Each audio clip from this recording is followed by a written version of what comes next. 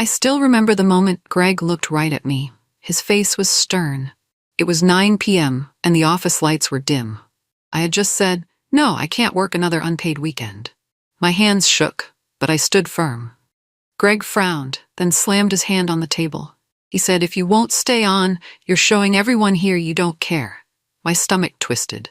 My coworkers stared at their laptops, pretending not to hear.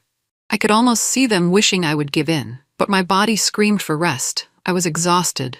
Greg wouldn't let it go. "We're a family," he said. "Families sacrifice together." I tried to speak, but he pointed at the door. "Either be a team player or get out." Tears burned my eyes, but I refused to blink. I heard my own voice, quiet but clear. "I won't do free work anymore." Greg's face turned red. Then he told me I was fired, just like that. The words stung like a punch. Everyone fell silent. I grabbed my bag, shaking. I didn't say goodbye. My world spun as I stepped into the cold hallway, fired for standing up for myself. I walked to my car in a daze. My breath came in short gasps and my chest felt tight. The parking lot was almost empty. Everyone was still inside, probably finishing those unpaid hours I refused to accept. My heart was heavy.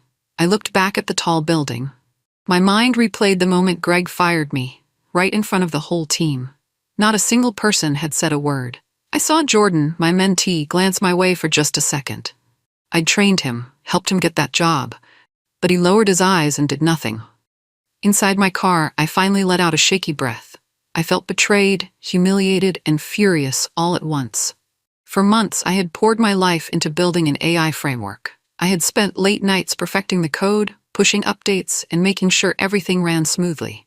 My laptop bag rested on the passenger seat. Inside was a flash drive with every version of my code. They might have fired me, but I still had my work. Greg believed he could steal my effort. He thought I'd just walk away. But I wasn't done. I was only getting started. The next morning, I got an email from HR. It came with a polite note: "Please sign the attached documents to finalize your exit." When I opened the PDF, I saw the words "Non-Disclosure Agreement" and "All intellectual property belongs to the company." My blood ran cold. They wanted me to sign away my rights to the AI framework I had built. I scrolled through the pages, and it was all legal jargon. But one clause stood out. It claimed that anything I created during my tenure belonged to them. I knew better.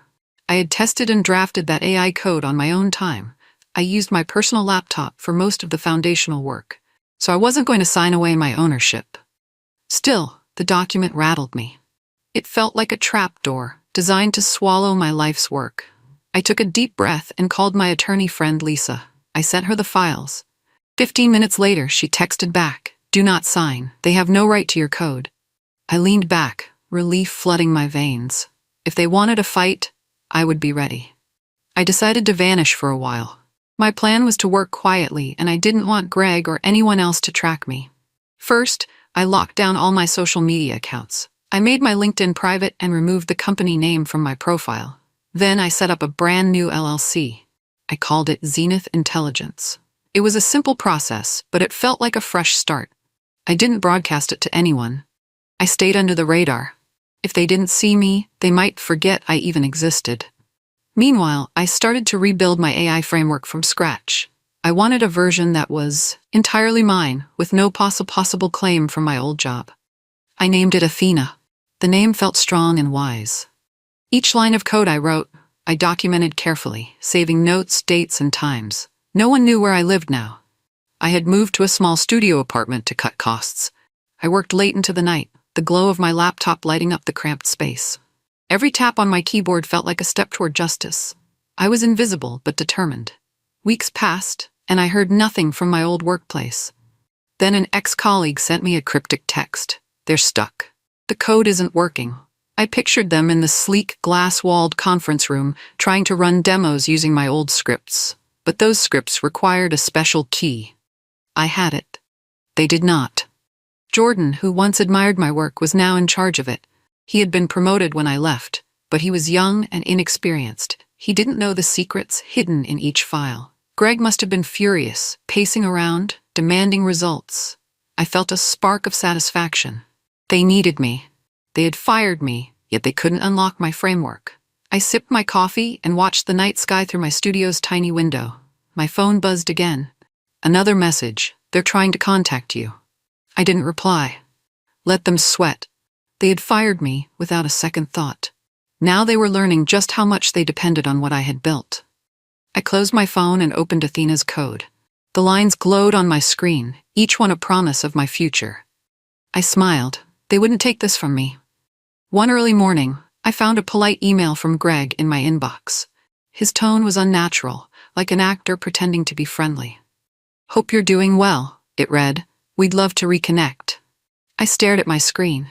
I could imagine Greg's stiff expression as he typed. He knew the system was half finished without my help.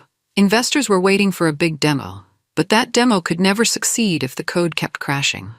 For a moment, I was tempted to reply. I wanted to ask, "You fired me, remember?" But I held back. I clicked delete. I would not give Greg the satisfaction of a response. Instead, I prepared a cease and desist letter with the help of Lisa. We outlined the key points.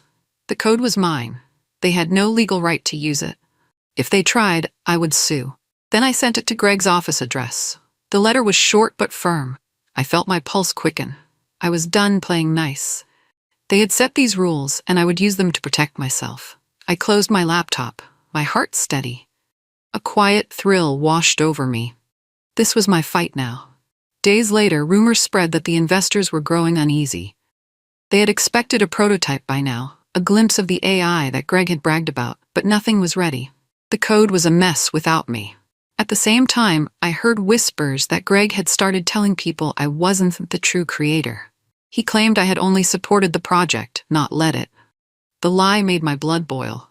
I had built the entire foundation of that AI. He was trying to erase me.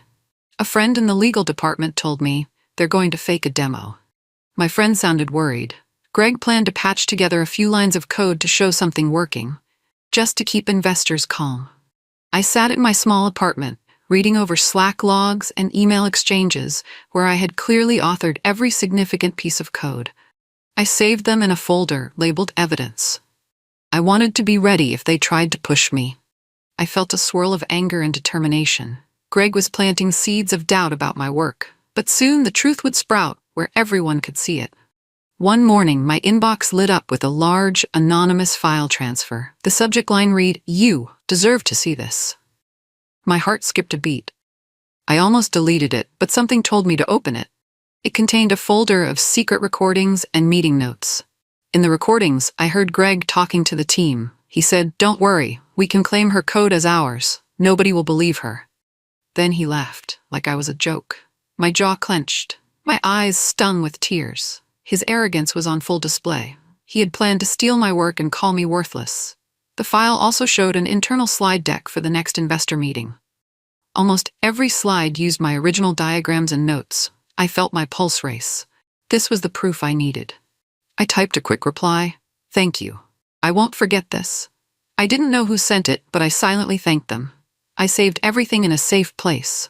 Greg had no idea how badly he had trapped himself. Soon I would make sure the whole world knew the truth. I decided to pitch Athena to another tech company. They were small but growing fast, always looking for fresh ideas. I scheduled a meeting with their CTO, Mark, who was known for spotting talent. We met over video chat. I explained my background, leaving out the messy details but focusing on my AI's potential. I showed him a brief demo of Athena. Mark leaned closer to the camera, eyes lighting up. He asked, "So why aren't you still at your old job?" I gave him a short, honest reply. "They didn't value me. I built the code, but they wanted me to work for free." Mark nodded slowly, as if filing that information away. He requested a deeper look at Athena. I walked him through the key points. By the end, he looked impressed. "I like it," he said. "We've been wanting to poach talent from your old company anyway." When we ended the call, I felt a surge of hope. Maybe I had found a new team, one that respected my work. And if this partnership happened, it could strike a blow against Greg's attempts to claim my code. I couldn't wait. Late one night, my phone buzzed. It was Jordan. I hadn't heard from him since the day I was fired. The message was simple. "I'm sorry, can we talk?" I hesitated. Jordan had been my mentee. We spent hours together debugging code, discussing new features, and dreaming big. Then he stood by silently while Greg humiliated me. Curiosity won out. I replied, "Sure." He called me immediately, his voice shaky. He confessed, "I feel terrible. The code is falling apart. Greg is lying to everyone." I felt a rush of anger, but also pity. Jordan sounded young and scared. He admitted, "I never wanted this. I tried to speak up. He threatened to fire me too." I took a breath. "Then do the right thing now," I said. "If you really want to help, you need to be honest about what happened." He paused for a long moment. Finally, he whispered, "I will." We hung up, and I stared at my phone. I wondered if Jordan would keep his word or if he was just trying to ease his guilt. Only time would tell. The competitor company moved fast. Within a week, Mark contacted me again. He offered me a contract to develop Athena under their banner. If my code worked as promised, they would pour in funding and resources. He said, "We can roll this out to major clients." I gulped. This was a huge step, but it felt right. My heart pounded with excitement. I agreed, signing the contract with a shaky hand. Suddenly, I had a real team and real backing. Word spread quickly that I was working with a serious competitor. My new group gave me a small, dedicated squad. We tested Athena day and night. Each successful test felt like a slingshot being pulled back, ready to launch. Meanwhile, Greg's company was losing ground. Rumors said investors were annoyed. They wanted to see the AI that Greg had promised. But he couldn't deliver. Their half-baked prototype kept crashing. An industry blog picked up on our competitor's partnership with me. They wrote, "Is this new startup the next big thing in AI?" I saw the article and smiled. I was finally recognized. And Greg's lies would soon crumble against the rising success of Athena. News of Athena spread like wildfire among tech circles. Everyone wanted a piece of the next great AI platform. Meanwhile, Greg's team scrambled. They kept promising a demo, but the date kept getting pushed back. I heard whispers that investors were threatening to pull out if they didn't see progress. Greg tried to spin it as a minor delay, but no one believed him. He tried to blame the dev team, but they couldn't fix the code. It was my architecture, and he had fired me. Articles started appearing, comparing Athena's smooth performance to Greg's vaporware. People asked, why didn't they keep the original developer? Greg must have been furious. The board demanded answers. Inside my new office, I felt a mix of pride and nervous energy. Athena was working well, but I was still preparing for any legal backlash. We had a fortress of evidence proving that I was the creator. Then I heard from a friend. Greg is freaking out. He's losing big investors. They want to meet Athena's real inventor. My hand tightened around my phone. This was only the beginning, and Greg knew it. An emergency board meeting took place at Greg's company. I wasn't there, but I got a detailed account from someone inside. Greg sat at the long oak table, sweat beading on his forehead. The board members grilled him on the missing prototype, the delay, and the fiasco with the old code. One director slammed a stack of papers on the table, demanding, "Why did we fire our lead developer?" Another read from a printout of my cease and desist letter. Greg fumbled for excuses, saying I was difficult and uncooperative. But the board members were not fooled. They had evidence that I wrote every major line of code. Greg's face turned white. He tried to save himself by promising a fix. But time was running out. Then, in a desperate move, he announced, "We'll sue her. That's our best chance to get the code back." I heard about this the same day.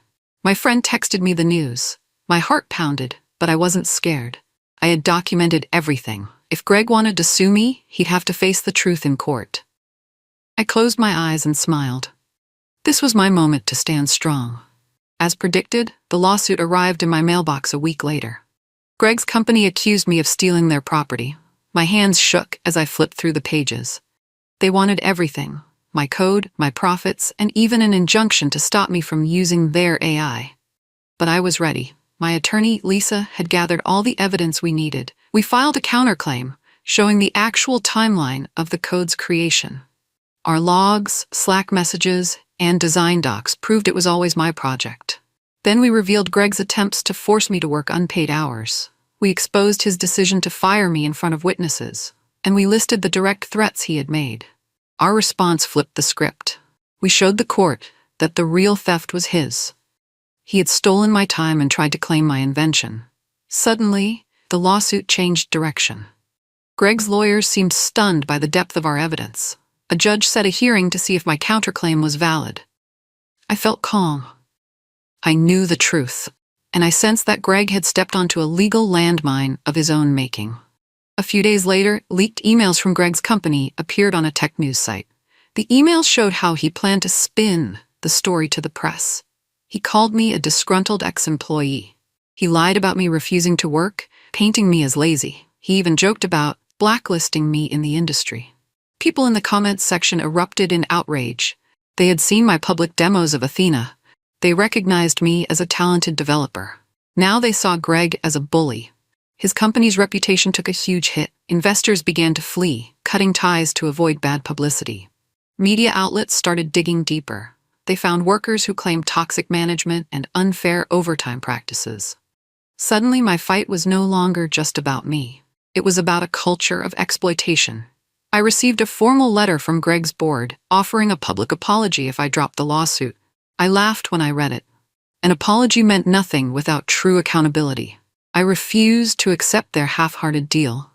I felt the walls closing in on Greg. He had so many enemies now, and I stood at the gate, holding my code in hand, ready for battle.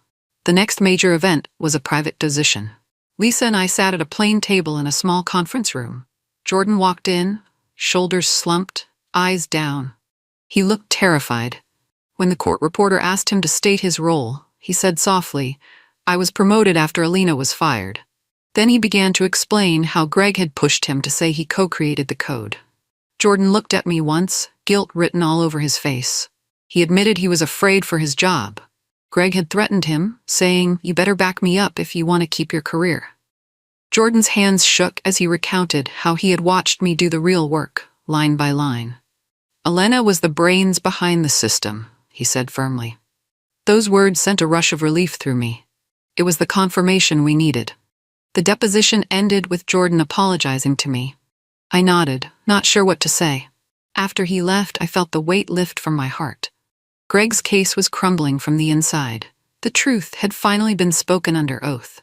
While the legal battle continued, I decided to speak out. I wrote a short article on Medium titled "The Work I Was Fired For." I began by describing the day Greg told me I had no place there. Then I explained how I built the AI, how many late nights I spent perfecting it, and how I refused to sign away my invention. I kept the tone factual but personal. I mentioned the fear I felt when I stood up for myself, and I highlighted how important it is to protect your own ideas, especially if you're in a tough workplace. Within hours, the post started trending. People shared it on social media with comments like, "We stand with you." Tech influencers praised my courage. My inbox flooded with supportive messages from other developers who had faced similar fights. By the end of the day, major websites picked up the story. They wrote headlines like, "Developer reclaims her invention after toxic firing." Some even called me a hero, though I didn't feel like one. I just felt relieved that my voice was no longer silenced. I was telling my story on my own terms.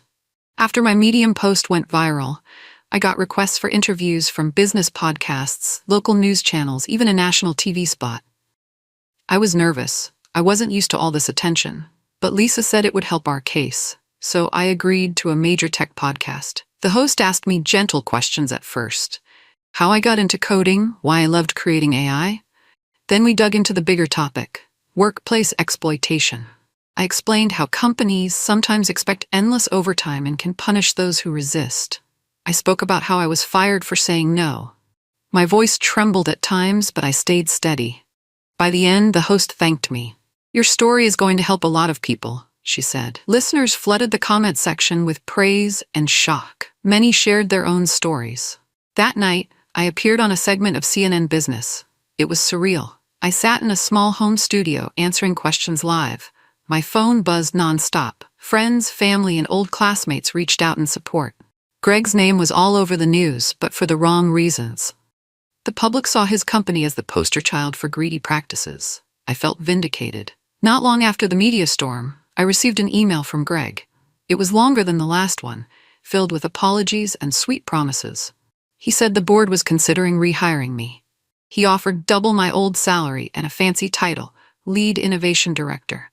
I read it twice, feeling a mix of amusement and disgust. Did he think money would fix everything? He had stolen my work, fired me in front of everyone, and then tried to sue me. Now that I was gaining recognition, he wanted me back. I typed a simple reply, "No, thank you. I wish you well." Then I forwarded the email to a tech journalist who had followed my story. They published a piece titled "Fired Developer Now Courted by Former Boss." The internet exploded with mockery aimed at Greg. People called it shameless and desperate. I felt a deep sense of closure. I didn't need his approval or his job offer. I had found my own way. My worth was never tied to his company. For the first time since I was fired, I felt completely free. My new partner company arranged a tech summit in San Francisco. They invited me to speak on a panel. I stood on a wide stage, staring out at a sea of faces. I gripped the microphone tightly, my voice quivering with nerves. But once I began to talk about Athena, I found my flow. I described how it was meant to revolutionize data analysis. I told them how I almost lost it to corporate greed. The crowd listened closely. Afterward, people surrounded me, asking questions about the future of Athena. They wanted to know how I felt now that I had broken free. I told them, when it's your creation, no one can truly steal it if you stand your ground. Cameras flashed, and I felt proud. By nightfall, articles popped up praising my presentation. They said I brought both technical insight and a powerful personal story. A huge wave of positive press came for both me and my partner company. I remembered how helpless I felt that night. Greg fired me. Now I was speaking at major summits, recognized for my work. It proved that real talent can't be erased. With my new funding and a growing network, I set up a small office for Athena's development. It was a sunny space filled with whiteboards, computers, and creative energy. I hired 4 talented people to join my team. Each one specialized in different parts of AI and machine learning.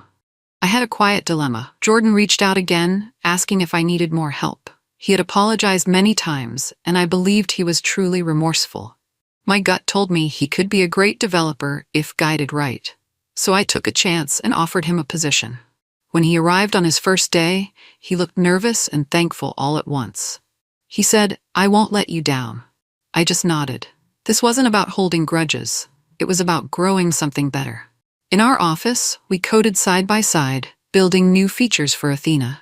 The tension from the past was there, but it felt smaller now. We were all focused on a brighter future. Day by day, the system improved. I saw how real collaboration could flourish when trust replaced fear. After months of hard work, we sent out the final paperwork to secure a provisional patent for Athena. I remember pressing submit on the online form. My palms were damp. It felt like I was locking in my rights once and for all. To celebrate, I took the team out to a small local restaurant. We toasted with soda and laughed about the crazy journey. I kept thinking about how none of this would have happened if I'd stayed quiet under Greg's thumb. The next day, we received confirmation that our patent application was in the system. It was provisional, but it gave us a strong layer of protection. I realized this wasn't just about me anymore. Athena belonged to a team now, and one day it would help others too. I started a program to mentor young developers, especially women who worried about losing their work to big companies. I shared my story to warn them, always keep records and never sign away your soul. That same week, I got an email from a major tech conference. They wanted me to give a keynote talk about Athena. The recognition felt surreal. A week before the conference, my inbox flashed with a new message from Greg. It was long, almost rambling. He started with, "I'm sorry." Then he explained how he felt pressured by deadlines and worried about losing his position. He blamed stress, the board, and even the economy. He wrote, "I never should have fired you. You were the star of the team." He mentioned how the lawsuit had backfired, how he regretted trying to steal my code. He said he wished he could change the past. I read it twice, feeling strange. Part of me was angry. Another part felt sad for him. But I had moved on. I didn't need this apology to heal. My success had come from my own effort, not his guilt. I simply archived the email. There was nothing else to say. Some doors, once closed, should stay that way. I had a new life, a new team, and a new sense of purpose. Greg's apology might have been sincere, but it didn't matter now. I breathed out, letting go of the final bit of bitterness in my heart. The night before our first major international deal closed, I sat on the rooftop of my apartment building with my co-founder Mark. We had grown close, working together every day to improve Athena. The city lights sparkled below us. Mark asked, "Do you think it was worth all the trouble?" I paused, thinking about the stress, the tears, and the moments of fear. Then I nodded. "Yes," I said. "I'd do it all again to protect what I created."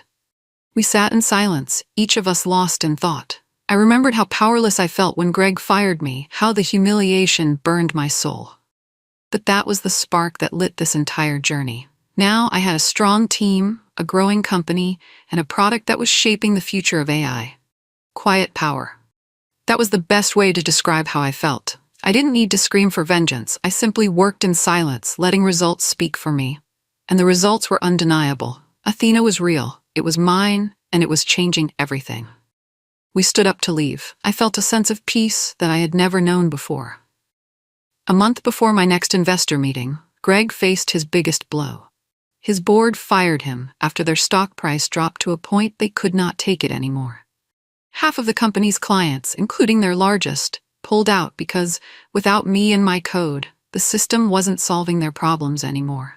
Angry investors wanted a new leader, and Greg was forced to resign in disgrace. He was even blacklisted in the tech industry as articles carried news with the headlines like, "CEO ousted after AI scandal."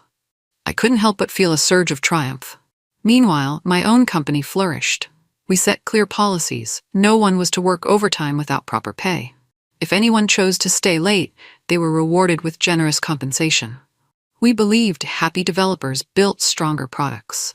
Word spread fast, and top talent reached out to us, saying, "I love what you stand for." As I stepped outside, I thought of Greg's downfall. I had risen above his cruelty, forging a company grounded in fairness. Finally, everything was mine.